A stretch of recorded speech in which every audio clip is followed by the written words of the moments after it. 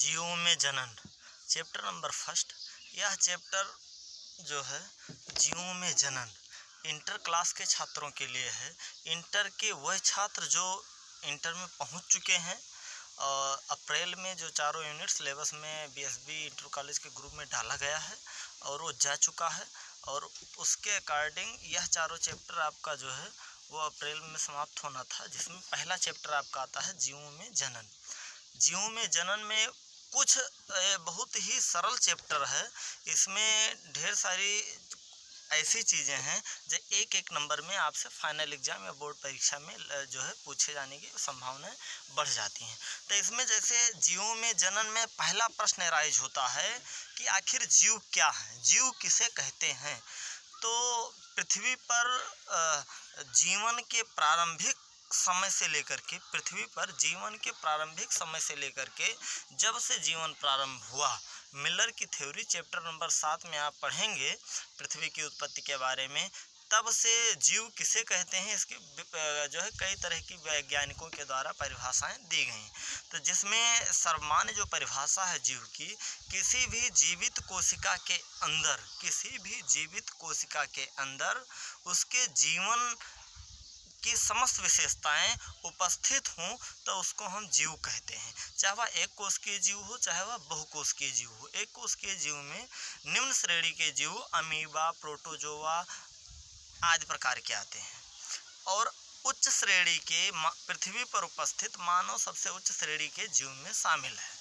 उसके बाद दूसरा जो प्रश्न यहाँ पर उठता है वह उठता है कि आखिर इस चैप्टर के में जो दिया गया है कंटेंट में, तथ्य में, जीवन अवधि किसे कहते हैं। तो जीव के जन्म से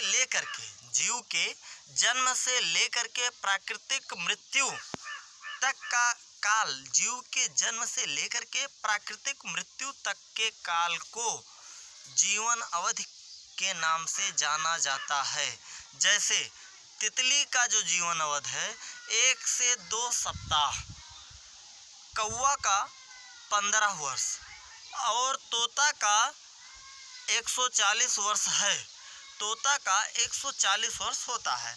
उसके बाद दूसरा प्रश्न जो राइज होता है, तीसरा प्रश्न, ये जीवन अवधि हो गए और उसके बाद उसके एग्जाम्पल्स हो गए। अब आपके आते हैं जनन। जनन जब एक जनक जीव अपने समान संतति कोशिका या संतति जीव को उत्पन्न करता है तो उत्पन्न करने की उस प्रक्रिया को जनन कहते हैं। जनन, एक बार पुनः, जब एक जनक जीव अपने समान संतति कोशिका संतति जीव को उत्पन्न करता है तो उत्पन्न करने की उस प्रक्रिया को जनन कहते हैं। चाहे वह एक कोशिकीय जीव हो, चाहे वह बहुकोशिकीय जीव हो, चाहे जिस प्रकार के जीव हों, हर प्रकार के जीव अपने ही समान उसी तरह के कार्यकी में दूसरे जीवों को उत्पन्न करने की जो क्षमता रखते हैं उसको जनन कहते हैं। उसके बाद जनन को निम्नलिखित 2 भागों में बांटा गया है, एक लैंगिक जनन, दूसरा अलैंगिक जनन। मुख्यतया जनन के 2 प्रकार हमको मिलते हैं। सुविधा के अनुसार वैज्ञानिकों ने इसको 3 भागों में बांटा है। पहला जो है, जो तीसरा भाग है